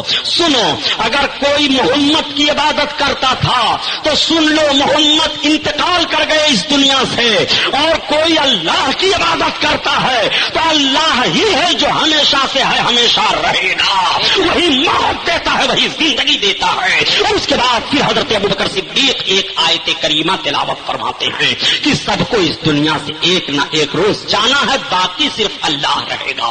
جب اس آیت کو آپ نے تلاوت کر دی تو صحابہ کچھ ٹھنڈے پڑے، سب کی تلواریں جھک جاتی ہیں۔ حضرت عمر بن خطاب اپنی تلوار نیچی کر لیتے ہیں۔ حضرت ابوبکر نے فرمایا عمر بیٹھ جاؤ، حضرت عمر فاروق اعظم بیٹھ گئے۔ اب حضرت ابوبکر نے سب کو سمجھانا شروع کیا، سارے لوگوں کو کچھ سکون حاصل ہوا، مگر محبوب کی بے قراری تو لوگوں کو ستا ہی رہی ہے۔ ہجر کا معاملہ عجیب طرح کا ہوتا ہے پیارے۔ حضرت ابوبکر صدیق رضی اللہ تعالیٰ عنہ نے خلافت کے امور کو سامنے رکھا، لوگوں کے صحابہ میں تھوڑا سا اختلاف ہوا تھا، اس اختلاف کے بعد سارے لوگ سنبھل گئے اور حضرت ابوبکر صدیق رضی اللہ تعالیٰ عنہ کو متفقہ طور پر اللہ کے حبیب کا پہلا خلیفہ نامزد کیا گیا۔ اب سرکار کے تجہیز و تکفین کی بات آئی، ان کی آقا کریم صلی اللہ تعالی علیہ وسلم کی تجہیز و تکفین کا انتظام کیا جائے۔ سوال پیدا ہوا کہ نبی کونین کو کہاں تجہیز و تکفین عمل میں لایا جائے؟ کسی نے کہا جنت البقیع شریف میں، کسی نے کہا فلاں جگہ پر، کسی نے کہا فلاں جگہ پر۔ حضرت ابوبکر فرماتے ہیں سنو، میں نے اپنے آقا سے سنا ہے کہ نبی جہاں وصال فرماتا ہے اس کے قبر کی جگہ وہی ہے، اس لیے میرے آقا جہاں وصال کیے ہیں سرکار وہیں تشریف فرما ہے۔ سارے لوگوں نے حضرت ابوبکر کی بات کو مان لیا۔ اب قبر شریف تیار کی جانے لگی۔ قبر شریف جب تیار کر دی گئی، آقا کریم صلی اللہ تعالی علیہ وسلم کو غسل دینے کی بات آئی تو غسل کس نے دیا تھا؟ سرکار کے چچیرے بھائیوں نے دیا تھا، اور سرکار کے ایک اور جانثار ہیں انہوں نے دیا تھا، حضرت علی نے دیا، حضرت قاسم ابن عباس نے دیا، حضرت عبداللہ ابن عباس نے دیا۔ ان لوگوں نے سرکار کو غسل دیا، کفن زیب تن کرایا گیا، اور جب کفن زیب تن کرانے کے بعد یہ ہوا کہ اب جنازہ کی نماز پڑھی جائے تو سوال پیدا ہوتا ہے کون امامت کیا ہے؟ نبی کی نماز جنازہ کس نے پڑھی ہے؟ نبی کی نماز جنازہ کا حال یہ تھا کہ رسول کونین صلی اللہ تعالی علیہ وسلم کی بارگاہ میں پہلے حکم ہوا کہ مرد جائیں اور صلاۃ و سلام پیش کریں۔ مرد گئے صلاۃ و سلام پیش کر رہے ہیں، اس کے بعد عورتیں جا رہی ہیں صلاۃ و سلام پیش کر رہی ہیں، اس کے بعد بچے جا رہے ہیں صلاۃ و سلام پیش کر رہے ہیں۔ یہ نبی کونین کی نماز جنازہ ہے۔ اللہ کے رسول صلی اللہ علیہ وسلم پر صلاۃ و سلام لگاتار بھیجتے رہے، اور جب سلسلہ ختم ہوا تو قبر شریف میں اتارنے کی بات آئی۔ اب نبی کو قبر شریف میں اتارا جائے تو حضرت ابن عباس فرماتے ہیں کہ میں قبر میں اترا اور ایک صاحب اترے، اللہ کے حبیب صلی اللہ تعالی علیہ وسلم کے سر اقدس کو میں نے اپنے دونوں ہاتھ میں لیا، اور جیسے ہم لوگوں نے سرکار کو آرام فرمانے کے لیے قبر شریف میں رکھا، آقا کریم صلی اللہ تعالی علیہ وسلم کے چہرے کو میں نے دیکھا کفن شریف کو ہٹا کر کے، تو حضرت ابن عباس کہتے ہیں کہ میرے سرکار کے لبھائے مبارک ہل رہے تھے، میں چونک پڑا کہ میرے آقا کچھ کہہ تو نہیں رہے ہیں۔ میں نے اپنے کان کو قریب کر لیا تو وہ قسم کھا کر کے کہتے ہیں کہ قسم کھاتا ہوں خدا کی، میں نے اپنے آقا کی مقدس زبان سے قبر میں سنا، آقا کہہ رہے ہیں رب کی بارگاہ میں رب حبلی امتی، رب حبلی امتی، رب حبلی امتی، اے میرے مولا میری امت کی مغفرت فرما، میری امت کی مغفرت فرما۔ یہ رسول کونین ہیں۔ اے مسلمانوں جو اپنے قبر انور میں آرام فرما رہے ہیں، وصال شریف کے بعد تو گنہگاروں کو یاد کر رہے ہیں، ہم پاپیوں کو یاد کر رہے ہیں۔ نبی کونین پر قربان جاؤ جو رسول اپنی قبر میں لیٹے لیٹے تمہیں یاد کر رہا ہو اور تمہاری بخشش کی دعا کر رہے ہوں، رسول جب پیدا ہوئے تب یاد کر رہے ہیں، رسول اعلان نبوت کے دور میں یاد فرما رہے ہیں، میرے سرکار ہر وقت ہم گنہگاروں کو یاد رکھ رہے ہیں، اور آقا جب قبر انور میں تشریف لے جا رہے ہیں تب گنہگار امتیوں کو یاد کر رہے ہیں، رب حبلی امتی، رب حبلی امتی۔ میں کہتا ہوں زبان تم اپنی سنبھالو رسول اللہ کے تعلق سے، وہ نجد کی بدماش اولادوں، تم نبی کی توہین کر کے جنت کیسے لوگے؟ جو نبی قبر میں سوئے سوئے تمہیں یاد کر رہے ہوں، تمہارے مغفرت کی دعا کر رہے ہوں، یہی تم نے ان کو دیا ہے۔ ان کی عزت و تکریم کی ہے کہ نبی کو غیب کا علم نہیں تھا، نبی کچھ اختیار نہیں رکھ رہے تھے، نبی کچھ کر نہیں سکتے ہیں، نبی کو یا رسول اللہ کہہ کر کے نہ پکارا جائے۔ میں آپ سے پوچھنا چاہتا ہوں، نبی کونین قبر انور میں تمہیں یاد کر رہے ہیں، بتاؤ اس کا صلہ تم کو کیا ملا؟ ملا اور نبی کی اس طور پر تعظیم کیسے کرو گے؟ قربان جاؤ اعلیٰ حضرات عظیم البرکت رضی اللہ تعالیٰ عنہ پر. اعلیٰ حضرت عظیم البرکت اسی لیے تو کہہ رہے ہیں کہ آقا کریم صلی اللہ تعالیٰ علیہ وسلم نے اس انداز سے ہم پاپیوں کو قبر انور میں یاد کیا ہے، کس طرح سے دعائیں مغفرت فرما رہے ہیں اور کس طرح سے نجات کے پروانے کی ذمہ داری قبول فرما رہے ہیں. نبی کونین صلی اللہ تعالیٰ علیہ وسلم یاد کر رہے ہیں. آج تم نے کس زبان سے کہہ دیا کہ نبی فرماتے ہیں ایک دن میں بھی مر کر کے مٹی میں ملنے والا ہوں. تمہاری زبان نہیں سڑ جاتی ہے، تمہارا ذہن و فکر پاگل نہیں ہو جاتا ہے، تمہارے قلم نہیں ٹوٹ جاتے ہیں. خدا کی قسم دور صحابہ ہوتا تو ایسے قلم توڑ دیے جاتے، ایسی آبادیاں جلا دی جاتی، ایسے کے ذہن و فکر پر پہرے لگا دیے جاتے، ایسی زبانیں کاٹ لی جاتی جو نبی کونین صلی اللہ تعالیٰ علیہ وسلم کی شان میں توہین آمیز جملے کہیں. آؤ دیکھو دیکھو حضرت ابوبکر صدیق رضی اللہ تعالیٰ عنہ کی شان بیان کر رہا ہوں. حضرت ابوبکر صدیق رضی اللہ تعالیٰ عنہ سرکار کے اول خلیفہ نامزد ہوئے. کتنے سال تک آپ خلیفہ رہے؟ حضرت ابوبکر صدیق رضی اللہ تعالیٰ عنہ 2 سال سے کچھ زیادہ حضرت ابوبکر صدیق رضی اللہ تعالیٰ عنہ خلیفہ رہے اور اس کے بعد پھر حضرت عمر بن خطاب کو آپ نے خلیفہ رسول اللہ نامزد فرما دیا. حضرت عمر بن خطاب سرکار کے خلیفہ بن گئے. بس مختصر الفاظ میں آپ سنتے چلو، یہ وہی حضرت عمر فاروق اعظم ہیں. نبی کونین صلی اللہ تعالیٰ علیہ وسلم کے خلیفہ بنتے ہیں خلیفہ دوم حضرت عمر فاروق اعظم. سرکار نے ان کو دیکھتے ہوئے ارشاد فرمایا عمر جس راستہ پر چلتے ہیں اس راستہ پر شیطان نہیں چلے گا. اب ذرا غور فرمائیے، آقا ارشاد فرماتے ہیں کہ عمر جس راستہ پر چلتے ہیں اس راستہ پر شیطان نہیں چلے گا. عمر جس راستہ پر چلتے ہیں شیطان نہیں چلے گا. راستے کا نام لے رہے ہیں میرے آقا. عمر جس راستہ پر چلتے ہیں شیطان اس راستہ پر نہیں چلے گا. پتا یہ چلا کہ عمر کا جو راستہ ہے واقعی شیطان اس راستے پر نہیں جائے گا. عمر کا کیا راستہ ہے ذرا دیکھو. یہی حضرت عمر فاروق اعظم رضی اللہ تعالیٰ عنہ ہیں، اپنے گھر پر موجود ہیں. اللہ کے حبیب کی بارگاہ میں ایک مقدمہ پیش ہوا تھا. وہ مقدمہ ایسا تھا، واقعہ سنانا مقصد نہیں ہے بلکہ ذہن و فکر میں بات جو اتارتا ہوں اس سے جو نتیجہ نکلے گا اس پر آپ غور فرمائیے. حضرت عمر فاروق اعظم رضی اللہ تعالیٰ عنہ اپنے گھر پر موجود ہیں. سرکار کی بارگاہ میں مقدمہ پیش ہوا. مقدمہ کیسا تھا؟ ایک یہودی تھا اور ایک بظاہر کلمہ پڑھنے والا منافق تھا. دونوں میں کھیت میں پانی لے جانے کا جھگڑا ہو گیا. دونوں نے آپس میں زیادہ جب جھگڑا کر لیا تو بات یہ طے ہوئی کہ چلو اللہ کے نبی کے پاس چلو. یہودی نے کہا چلو ٹھیک ہے ہم کو منظور ہے، چلو تم جس رسول کا کلمہ پڑھتے ہو انہی کے پاس چلو. اب دونوں آئے. آقا کریم نے پوری بات کو سننے کے بعد یہودی کے حق میں فیصلہ دے دیا. آپ نے ارشاد فرمایا کہ پہلے یہودی کے کھیت میں پانی جانے دو پھر اس کے بعد تمہارے کھیت میں جائے گا. وہ دونوں وہاں سے چل پڑے. یہ منافق تھا، اس نے سوچا کہ اللہ کے رسول نے ان کے حق میں فیصلہ کر دیا ہے. کہا یہودی سنو، کہا کیا بات ہے؟ کہا ایک کام کرو، ہم اس فیصلے کو نہیں مانتے، چلو عمر بن خطاب کے پاس چلو. تب تک وہ چونک پڑا کہ یہ کیسا کلمہ پڑھنے والا ہے، نبی فیصلہ کر رہے ہیں اور نبی کے فیصلے کو کہتا ہے کہ نہیں چلو عمر بن خطاب سے بھی فیصلہ لے لیا جائے. ایسی کیسی باتیں کر رہا ہے؟ یہودی نے کہا چلو ٹھیک. یہودی کا تو یہ ذہن و فکر تھا ہی، جب پیغمبر اسلام نے فیصلہ دے دیا تو وہی فیصلہ میرے لیے کافی ہے، اب کسی اور فیصلے کی ہمیں ضرورت نہیں ہے. چنانچہ جب گئے دونوں حضرت عمر فاروق اعظم کے پاس، دونوں نے اپنا سارا معاملہ رکھا. جب سارا معاملہ رکھ چکے تو یہودی کہتا ہے یہ بات سن لیجئے عمر بن خطاب، یہ مقدمہ ہم آپ جس رسول کا کلمہ پڑھتے ہیں ان کے پاس پہلے لے جا چکے ہیں. تو حضرت عمر نے پوچھا تو انہوں نے کیا کیا میرے آقا نے؟ تب تک یہودی نے کہا کہ جس رسول کا آپ کلمہ پڑھ رہے ہیں انہوں نے میرے حق میں فیصلہ دیا ہے. اتنا سننا تھا. حضرت عمر فاروق اعظم اس منافق کی طرف دیکھتے ہیں جو کلمہ پڑھ رہا تھا بظاہر. آپ نے فرمایا اچھا تو تم ہمارے لیے فیصلہ لائے ہو؟ اس نے کہا ہاں عمر بن خطاب آپ فیصلہ کر دیجئے. اللہ کے رسول نے تو اس کے حق میں فیصلہ کیا ہے مگر میں آپ کی بارگاہ میں فیصلہ لینے کے لیے آیا ہوں. آپ فرماتے ہیں ٹھیک میں فیصلہ کیے دیتا ہوں. گھر کے اندر گئے، تلوار کو اٹھایا اور لینے کے بعد آئے. یہ دونوں دیکھ رہے ہیں یہ فیصلہ تلوار کے ذریعہ سے کیسے ہوگا. تب تک آپ نے بڑی پھرتی کے ساتھ تلوار کو فضا میں بلند کیا. منافق سنبھل نہیں سکا کہ حضرت عمر فاروق اعظم نے کھینچ کر تلوار اس کی گردن پر مار دیا. گردن کٹ گئی، سر ادھر جا کر کے پڑا، لاش تڑپ رہی ہے، خون بہ رہا ہے. عمر بن خطاب تلوار فضا میں بلند کیے ہوئے ہیں. نادان، رسول اللہ کا فیصلہ نہیں مانتا تو تم مومن کہاں ہے؟ اللہ اللہ. یہودی کانپنے لگا. پورے مدینہ شریف میں یہ خبر پھیل جاتی ہے کہ عمر بن خطاب نے کلمہ پڑھنے والے مرد مومن کو مار دیا.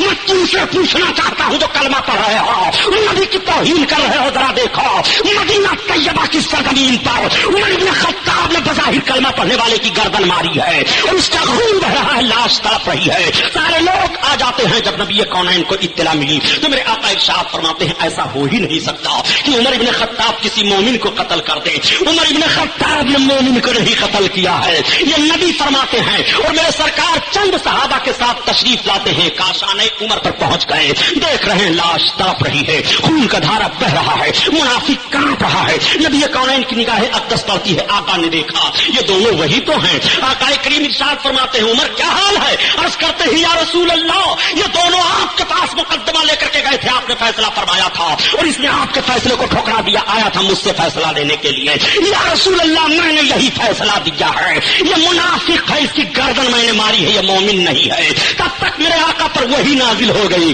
قرآن نازل ہو رہا ہے، جبریل آ گئے ہیں قرآن لے کر کے۔ رب بیان فرماتا ہے اے محبوب جو تمہارا فیصلہ نہ مانے وہ مومن ہے ہی نہیں۔ اللہ اکبر، قرآن عظیم فیصلہ دے دیتا ہے، وہ عمر بن خطاب رضی اللہ تعالیٰ عنہ ہیں۔ میں آپ سے پوچھنا چاہتا ہوں، اس نے صرف اتنے کہا تھا کہ نبی نے فیصلہ تو کر دیا ہے لیکن چلو عمر سے فیصلہ لے لیا جائے، ایک فیصلہ انکار کرنے پر بتاؤ۔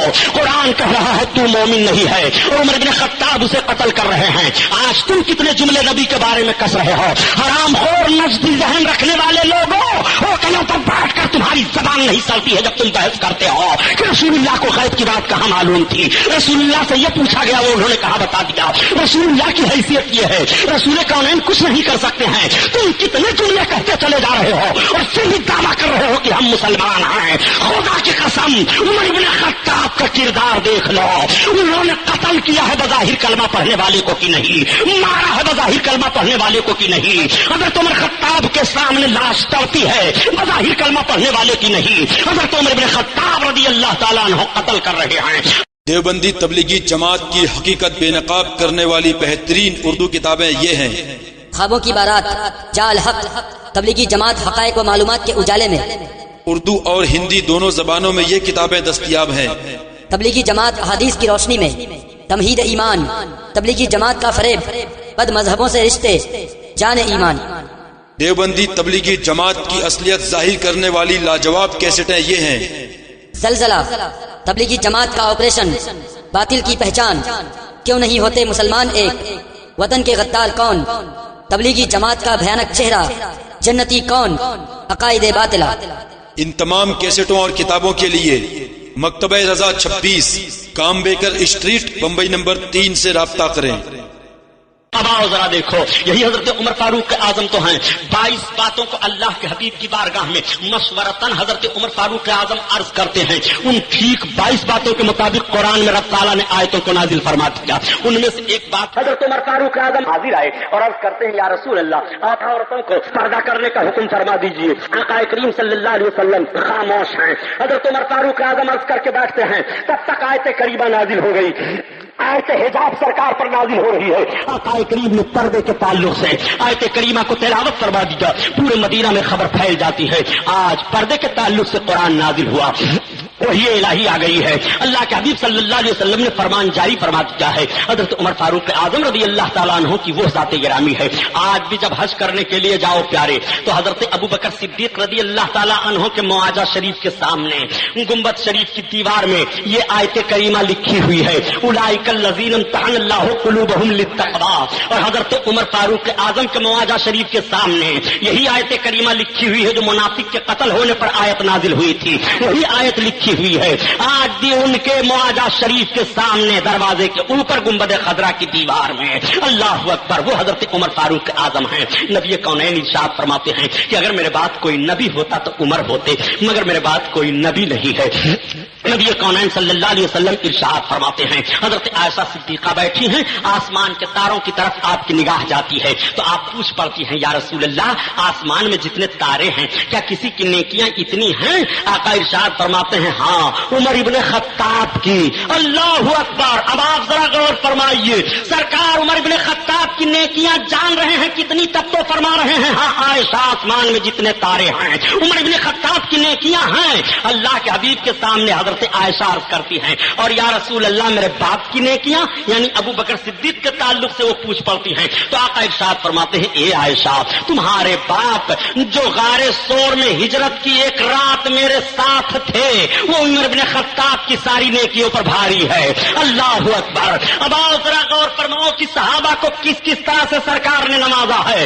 عمر بن خطاب رضی اللہ تعالیٰ عنہ جب خلیفہ بنے تو جانتے ہو دوستو خدا کی قسم عورتیں اپنے بچوں سے کہہ دیا کرتی تھی مت رو اس وقت خلیفہ عمر بن خطاب ہیں. بچے آپس میں کہہ دیا کرتے تھے کھیل مت کھیلو خلیفہ عمر بن خطاب ہیں. وہ جلال تھا حضرت عمر فاروق اعظم کا. یہی حضرت عمر فاروق اعظم ہیں.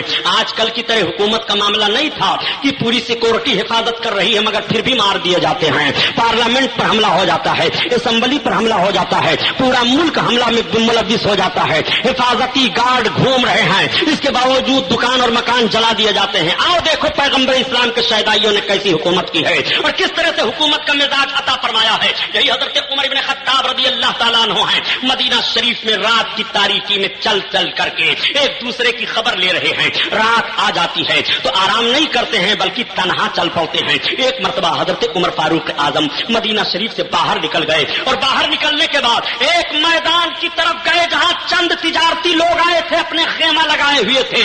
آپ جب قریب گئے تو دیکھا کہ ایک خیمے کے اندر سے ایک عورت کے رونے کی آواز آ رہی ہے اور وہ روتی ہوئی اپنے بچوں کو تسلی دے رہی ہے. قریب جا کر کے کھڑے ہو گئے تو دیکھتے کیا ہیں کہ ماں کہتی ہے بچوں کچھ کھانے کے لیے نہیں ہے, اچھا کل انتظام ہو جائے گا. آپ اور قریب گئے, آپ پوچھتے خاتون تو کون ہے. اس عورت نے دیکھا کہ کوئی اجنبی مرد ہمیں پوچھ رہا ہے. کہا اے اجنبی مرد میں ایک مسافرہ عورت ہوں, یہ میرے دونوں بچے ہیں بھوکے ہیں کچھ کھانے کے لیے نہیں ہے اس لیے میں ان کو تسلی دے رہی ہوں اور کوئی بات نہیں ہے.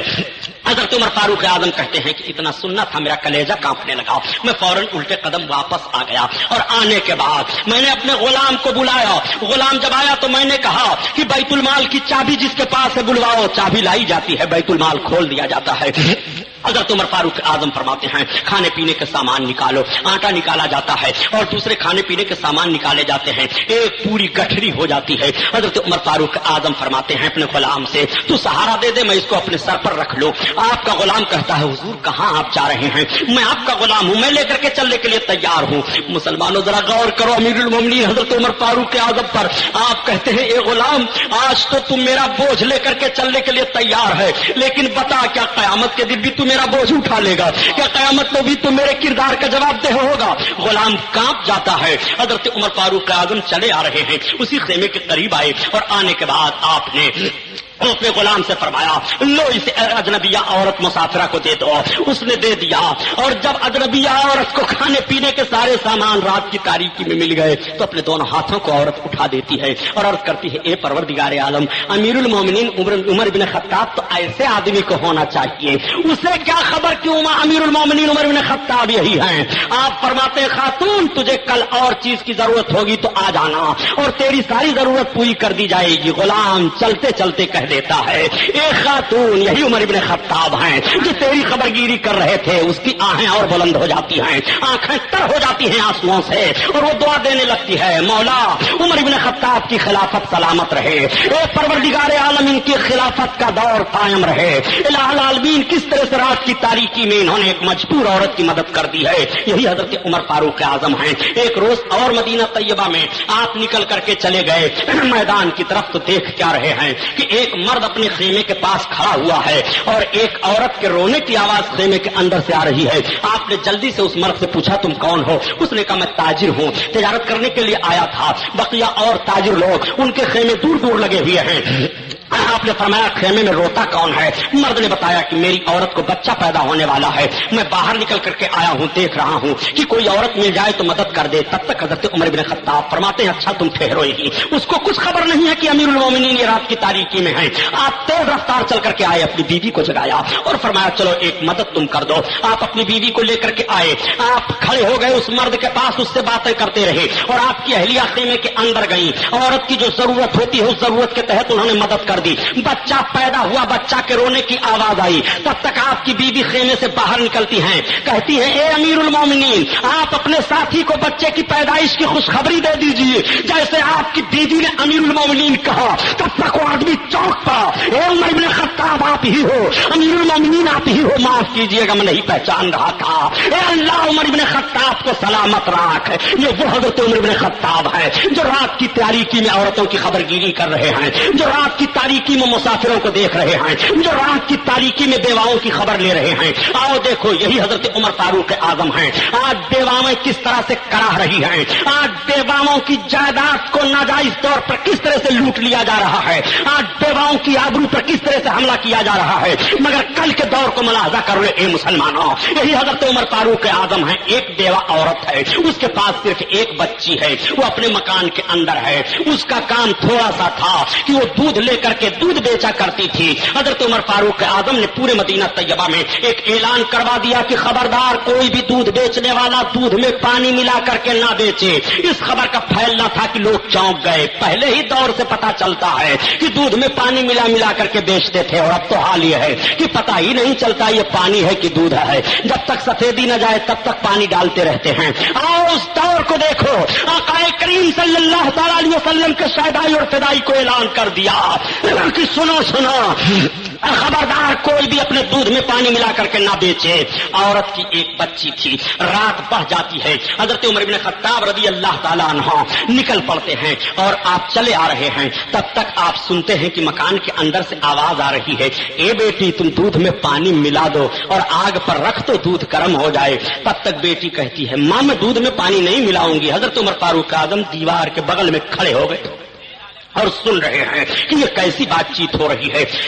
آپ کھڑے کھڑے سن رہے ہیں، ماں بیٹی میں تکرار ہو جاتی ہے۔ ماں کہتی ہے مان لو تو کیوں نہیں دودھ میں پانی ملاتی ہے؟ بیٹی کہتی ہے ماں میں دودھ میں پانی نہیں ملاؤں گی، حضرت عمر بن خطاب امیر المومنین کا حکم جاری ہوا ہے۔ ماں نے کہا بیٹی عمر ابن خطاب یہاں کہاں ہیں؟ تب تک بیٹی کہتی ہے ماں حضرت عمر ابن خطاب تو نہیں ہے، کیا خدا بھی نہیں ہے؟ حضرت عمر ابن خطاب تو نہیں دیکھ رہے ہیں، کیا خدا بھی نہیں دیکھ رہا ہے؟ میں پانی نہیں ملاؤں گی۔ بیٹی نے پانی نہیں ملایا، حضرت عمر فاروق اعظم آگے بڑھ گئے۔ جب صبح کا سفیدہ پھیلا تو آپ نے ایک آدمی کو بھیجا چلے جاؤ فلاں گلی میں فلاں مکان میں 2 عورتیں ہیں ان کو لے آؤ۔ وہ جاتے ہیں اور اس مکان سے دونوں عورتوں کو نکالتے ہیں، کہتے ہیں چلو تم کو امیر المومنین بلا رہے ہیں۔ دونوں کانپ جاتی ہیں۔ جب دونوں حضرت امیر المومنین کے سامنے حاضر ہوئی تو آپ فرماتے ہیں تم کون ہو؟ اس نے کہا یا امیر المومنین میں عورت ہوں، میں اس کی ماں ہوں، یہ میری بیٹی ہے۔ آپ فرماتے ہیں تم دونوں رات میں کیا باتیں کر رہی تھی، بتاؤ اس کو صحیح صحیح۔ تو وہ کانپ جاتی ہے ماں، وہ کہتی ہے امیر المومنین میں کوئی بات نہیں کر رہی تھی۔ آپ فرماتے ہیں صحیح صحیح بتاؤ تم دونوں کی کون سی بات ہو رہی تھی؟ بچی کو سمجھ میں بات آ گئی۔ لڑکی نے کہا یا امیر المومنین میں صرف اتنا اپنے ماں سے کہہ رہی تھی جب یہ مجھ سے کہہ رہی تھی کہ دودھ میں پانی ملا دو، تو اے امیر المومنین میں نے کہا کہ امیر المومنین کا حکم ہے میں دودھ میں پانی نہیں ملاؤں گی۔ تو میری ماں نے کہا یہاں امیر المومنین کہاں ہیں جو دیکھ رہے ہیں؟ تو اے امیر المومنین میں نے صرف اتنا کہہ دیا تھا کہ امیر المومنین نہیں دیکھ رہے ہیں مگر خدا بھی تو دیکھ رہا ہے، بس اس کے علاوہ میری کوئی بات نہیں ہوئی ہے۔ تب تک حضرت عمر بن خطاب رضی اللہ تعالیٰ عنہ کی آنکھوں میں آنسو آ جاتے ہیں۔ آپ کہتے ہیں لوگوں جب تک اللہ کی نیک بندیاں اس طرح سے دنیا میں پائی جاتی رہیں گی اللہ کے بندے امن و امان میں رہیں گے۔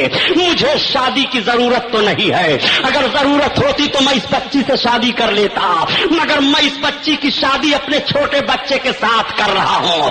آپ نے حضرت عبداللہ کے ساتھ اس بچی کی شادی کر دی۔ یہیں سے ذہن فکر لے لو کہ بچی نے صداقت کو اختیار کیا تو اس کی شادی امیر المومنین کے شہزادے سے ہو رہی ہے، غربت کا جنازہ نکل رہا ہے، اس کے ماں کو وقار حاصل ہو جاتا ہے۔ حضرت عمر بن خطاب کی بھی شان دیکھتے چلو اور اس دور کے انسان اور مسلمانوں کو بھی دیکھتے چلو، اپنی زندگی کا نقشہ بدل لو۔ آپ لوگ حضرت عمر بن خطاب کو دیکھو، یہی حضرت عمر بن خطاب رضی اللہ تعالیٰ عنہ خلیفہ دوم چلے جا رہے ہیں ایک میدان سے، پہاڑی کے بیچ سے پیاس لگ جاتی ہے، بہت شدت کی پیاس آپ کو لگی۔ آپ دیکھتے ہیں ادھر ادھر پانی کہیں نظر نہ آیا، نہ آپ کے پاس پانی ہے، مگر ایک چرواہا تھا جو بکریوں کو چرا رہا تھا۔ آپ اس کے قریب گئے اور قریب جانے کے بعد اس چرواہے سے کہتے ہیں کہ چرواہے تمہارے پاس کیا پانی ہے؟ اس نے کہا نہیں۔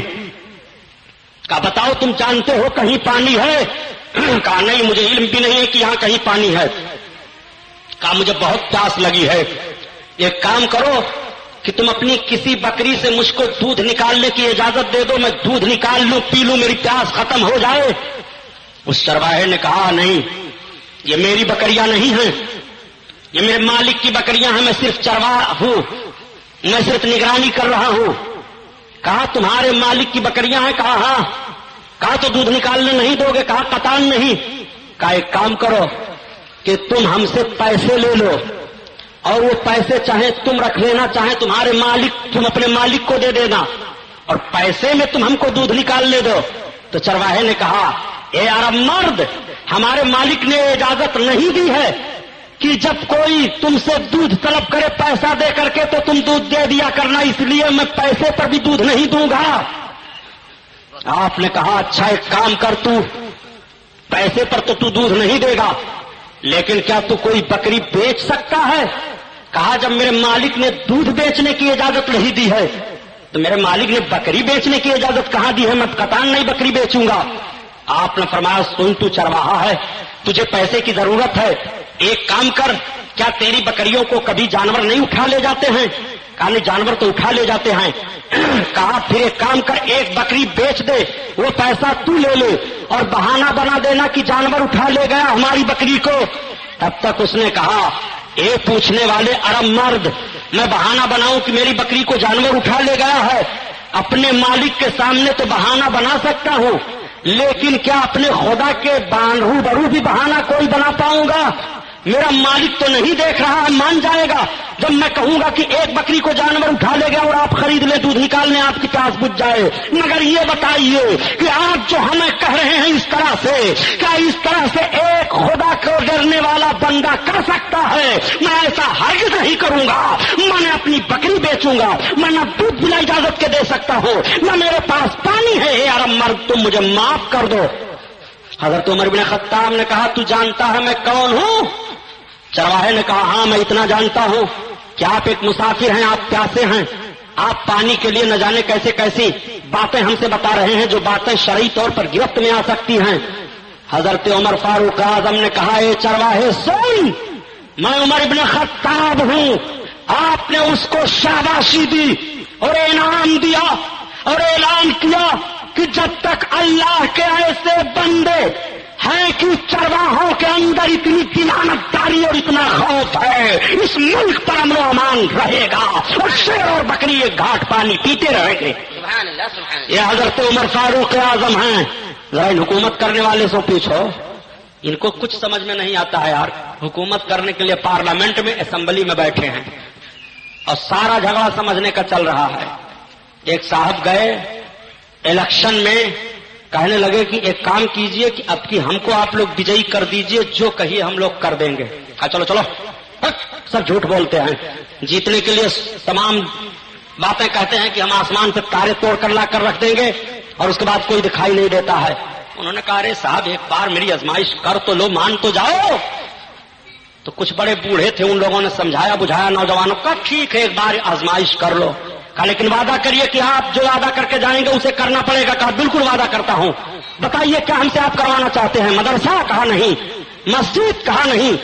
پانی؟ کہا نہیں. نلکوپ لگانا ہے؟ کہا نہیں. بجلی بتی کی ضرورت ہے؟ کہا نہیں. ہمارے وہاں بجلی بھی ہے، پانی بھی ہے، اسکول بھی ہے، مسجد بھی ہے، مندر بھی ہے. ہمارے وہاں گاؤں کے لیے ساری سہولتیں ہیں. ایک سہولت نہیں ہے وہ آپ کر دیجئے. کہا کون سی سہولت؟ کہا ہمارے گاؤں کے لیے قبرستان نہیں ہے. کہا گھبرانے کی بات نہیں ہے، جیتنے کے بعد گھر گھر قبرستان بنوا دوں گا. وہ یہی نہیں سمجھ پائے بیچارے کہ ایک آبادی کے لیے ایک قبرستان ہوتا ہے. ایسے سمجھ لیا کہ جیسے ہر گھر بجلی کی ضرورت ہے ایسے ہر گھر قبرستان کی بھی ضرورت ہے. سارا جھگڑا سمجھنے کا ہے. عمر بن خطاب رضی اللہ تعالیٰ عنہ، اللہ اکبر، جن کی عظمت اور جن کی شان کا عالم یہ ہے. مسلمانوں، آج ہمارا اور آپ کا حال خوف الہی سے کیا ہے؟ گناہ پر ڈھٹائی کرتے ہیں، مگر یہی حضرت عمر فاروق اعظم ہیں، رب کے خوف سے روتے روتے ان کے دونوں رخساروں پر کالے نشان پڑ گئے تھے، ایسا رب کا خوف ان کے دل میں تھا، اور اس طرح سے حضرت عمر بن خطاب رو رہے تھے رب کے خوف سے، اور کہتے تھے اے لوگوں، کاش میں انسان نہ ہوتا، میں کوئی لکڑی ہوتا، لوگ مجھے کاٹ ڈالتے، جلا ڈالتے، میں انسان نہ ہوتا۔ قیامت کے دن رب تعالیٰ اگر مجھ سے میری زندگی کا حساب لے گا تو میں حساب کیا دوں گا؟ اتنا ڈرتے تھے عمر بن خطاب، جن کو جنت کی گارنٹی مل گئی ہے، جن کے مشورے پر 22 باتیں ہوتی ہیں، اور رب تعالیٰ ان کے مشورے کے مطابق اپنے محبوب پر قرآن کی آیتیں نازل فرما دیتا ہے، وہ عمر بن خطاب ہیں جن کی عظمت ہے، جن کی جلالت کا حال یہ ہے، یہ حضرت عمر فاروق اعظم 10 برس خلافت کے کام کو انجام دیتے ہیں۔ یہی وجہ ہے کہ یورپین محققین کہتے ہیں کہ اگر 10 برس اور عمر بن خطاب کو خلافت کا وقت مل جاتا تو ساری دنیا میں صرف اسلام ہی اسلام ہوتا، دنیا میں کوئی بھی غیر کلمہ پڑھنے والا رہ ہی نہیں جاتا۔ وہ کردار حضرت عمر بن خطاب کا تھا۔ حضرت عمر بن خطاب رضی اللہ تعالی عنہ شہید ہوئے۔ حضرت عمر فاروق اعظم رضی اللہ تعالی عنہ کی شہادت کا معاملہ بھی عجیب و غریب پایا جا رہا ہے۔ حضرت عمر بن خطاب رضی اللہ تعالی عنہ کو فیروز نام کر کے ایک یہودی نے مارا تھا، اور جب آپ کو تلوار لگی تو آپ کہتے ہیں یا اللہ تیرا شکر ہے کہ مجھ کو کسی مسلمان نے نہیں میرے اوپر وار کیا، اگر میرے اوپر وار کیا اور مولا تو مجھے شہادت دے رہا ہے تو دشمن رسول وار کر رہا ہے، پروردگار تیرا کافی بندہ مجھ پر وار کر رہا ہے۔ حضرت عمر فاروق اعظم رضی اللہ تعالیٰ عنہ کی شہادت کے بعد حضرت عثمان غنی رضی اللہ تعالیٰ عنہ خلیفہ سوم بنائے گئے، اور اس کے بعد حضرت مولا کائنات خلیفہ چہارم بنائے گئے۔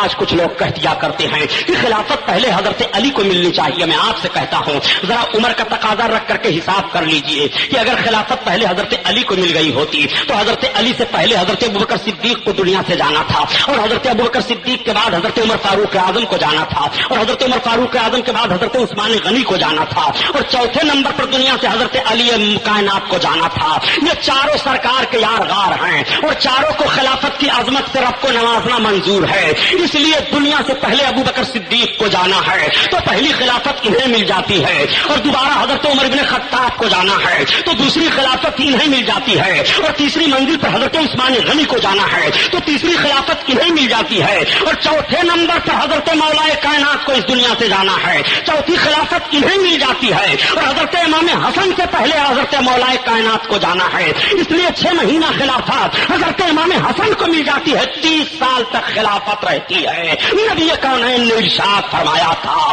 کہ میرے بعد 30 سال تک خلافت رہے گی، اور اس کے بعد امارت آ جائے گی۔ اول ملوک اسلام حضرت امیر معاویہ رضی اللہ تعالی عنہ ہیں، حضرت امام حسن پر خلافت کا دور ختم ہو جاتا ہے، حضرت عثمان غنی کو خلیفہ نامزد کیا جاتا ہے۔ حضرت عثمان غنی کو خلیفہ چننے میں صحابہ کو مشورہ کرنا پڑا تھا، تھوڑی سی دقت پیدا ہوئی تھی لیکن وہ دقت دور ہو گئی۔ حضرت عثمان غنی خلیفہ سوم تسلیم کر لیے گئے۔ حضرت عثمان غنی نے 12 سال تک خلافت کے امور انجام دیے ہیں۔ حضرت عثمان غنی رضی اللہ تعالی عنہ کو بلوائیوں نے شہید کیا تھا۔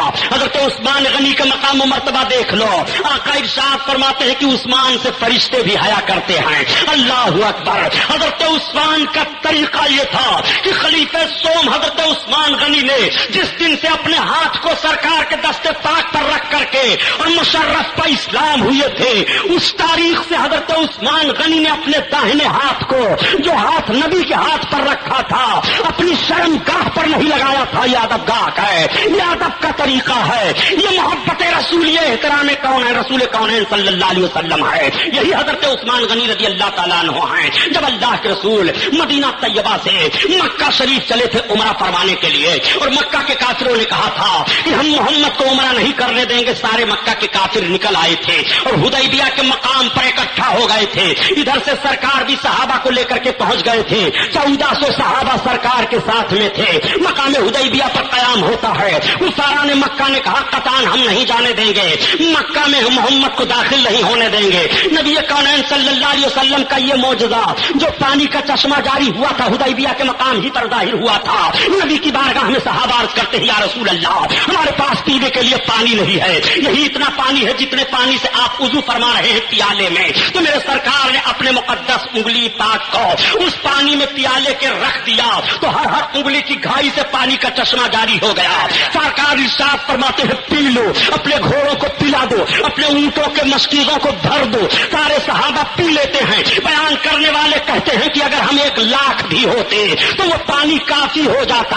हम करीब 1400 से थे, हम लोगों ने पिया और सैराब हो गए, फिर भी पानी कम नहीं हुआ। आला हज़रत अज़ीमुल बरकत इसी को बयान फरमाते हैं कि उंगलियां हैं फैज़ परो और टूटे हैं प्यासे झूम करो, नदियां पंजाब रहमत की है जारी हवा, नूर के चश्मे लहराए दरिया बहें, उंगलियों की करामत पे लाखों सलाम, लाखों सलाम। वही ये मौजज़ा जाहिर हुआ था। अब आओ देखो, मक्का के कुफ्फारों ने जब सरकार को रोका तो हजरत उस्मान गनी रदी अल्लाह ताला अन्हो को सरकार ने बुलाया। इरशाद फरमाया उस्मान एक काम करो, तुम मक्का चले जाओ, मक्का में काफिरों से तुम्हारे ज्यादा असर और रसूख थे, तुम्हारा ज्यादा वो लिहाज करते हैं,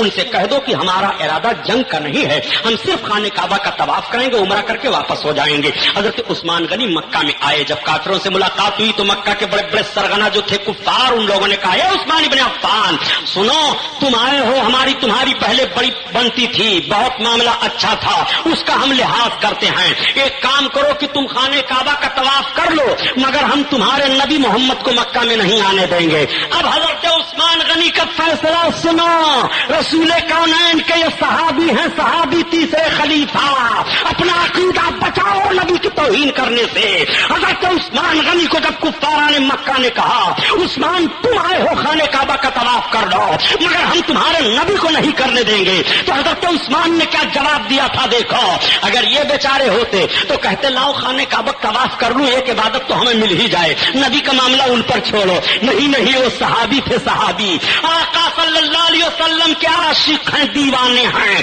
फरमाते हैं ए मक्का के काफिरों सुनो, मुझे खाने काबा का तवाफ अजीज तो जरूर है, मगर मैं अपने महबूब को छोड़ करके काबा का तवाफ नहीं करूंगा। हजरत उस्मान गनी वापस हो जाते हैं। मैं आपसे पूछना चाहता हूँ, हजरत उस्मान गनी के किरदार ने बता दिया कि मोहब्बत रसूल अगर नहीं है तो खाने काबा का तवाफ बेकार है, रसूल की मोहब्बत नहीं है तो हज बेकार है, नबी का एहतराम नहीं है तो ज़कात देना बेकार है, नबी का एहतराम नहीं है तो रोजा रखना बेकार है, नबी का एहतराम नहीं है तो उम्रा करना बेकार है, नबी का एहतराम नहीं है तो इबादत बेकार है। इबादत नाम ही है कि नबी की मोहब्बत में रह करके नबी को तरीके को अपनाया जाए, यही इबादत है, यही रियाजत है, यही मकबूलियत का मकाम है। वो हजरत उस्मान गनी रज़ी अल्लाह ताला अन्हु हैं। नारे तकबीर। गनी के निकाह में सरकार की 2 बेटियां आईं। पहले एक बेटी आई, जब उनका वसाल हो गया तो दूसरी बेटी आई, इसीलिए हजरत उस्मान गनी को जुन्नूरैन कहा जाता है। कोई दुनिया में ऐसा नहीं इंसान गुजरा है कि जिसके निकाह में नबी की 2 बेटियां आई हों। ये शरफ हजरत उस्मान गनी ही को हासिल है कि एक के बाद दीगरे आका करीम सल्लल्लाहु अलैहि वसल्लम की 2 शहजादियां आपके निकाह में आईं। हजरत उस्मान गनी रज़ी अल्लाह ताला अन्हो मकाम बद्र में नहीं तशरीफ ले गए थे, लेकिन फिर भी रब ताला ने कुरान में उनको बदरियों में से शुमार फरमाया। मकाम बद्र में जितने सहाबा गए थे सब बख्शे बख्शाए हैं। हजरत उस्मान गनी नहीं पहुंच पाए थे, सरकार की बेटी की तबीयत खराब थी। आका ने इरशाद फरमाया उस्मान तुम इनकी तीमारदारी में रहो, तुम्हें जाने की इजाजत नहीं है। मैदान बद्र में सरकार तशरीफ ले गए। इधर हजरत उस्मान गनी रज़ी अल्लाह ताला अन्हु की अहलिया सरकार की शहजादी का विसाल हो गया। हजरत उस्मान गनी के निकाह में फिर दूसरी शहजादी आई, उनका विसाल हुआ तो आका फरमाते हैं अगर मोहम्मद के पास और बेटियां होती तो मैं उस्मान के निकाह में दे देता। उस्मान वो है कि उस्मान से फरिश्ते भी आया करते हैं। अल्लाह अकबर। वो हजरत उस्मान गनी रज़ी अल्लाह ताला अन्हु हैं। एक बात कह दूं मुसलमानों, बुरा न माना, ये खलीफे सोम हैं, इनके मजार के साथ मदीना तैयबा में कितनी बड़ी बेहुरमती की गई है। کہ حضرت عثمان غنی کے قبر انور پر قبہ شریف بنا تھا، حکومت نے توڑ دیا، قبر کے نشان کو ختم کر دیا، اگل بغل سے جنت البقیع میں پکی سڑک بنا دیا۔ حضرت عثمان غنی رضی اللہ تعالیٰ عنہ کی قبر انور دیکھنے کے بعد یہ احساس ہوتا ہے کہ یہ ایک کھنڈر ہے گڑھے کی شکل میں۔ کیا یہی تمہیں کرنا چاہیے نبی کونین کے خلیفے سوم کے ساتھ؟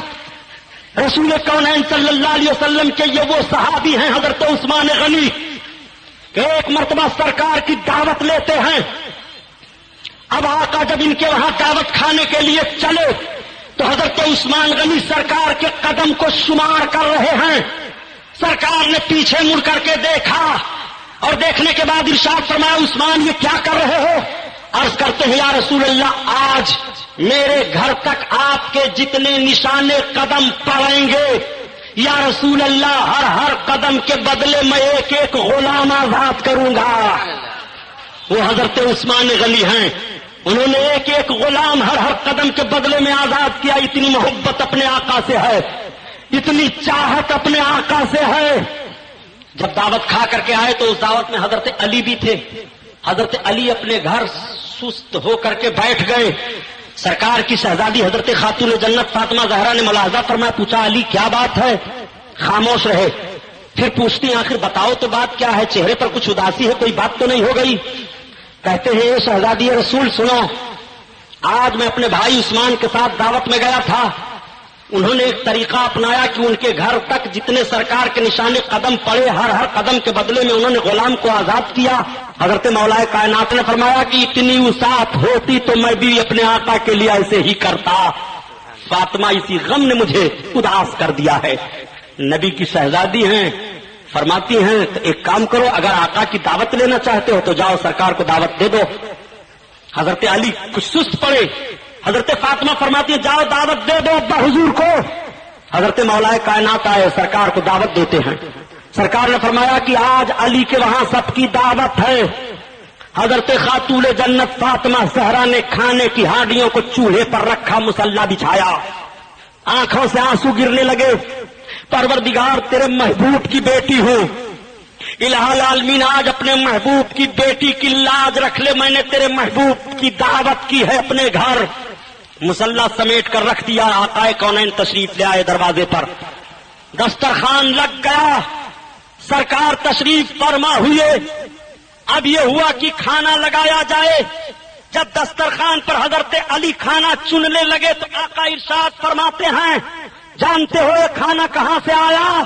فرید تمام صحابہ عرض کرتے ہیں یا رسول اللہ آپ جانیں اور اللہ جانے۔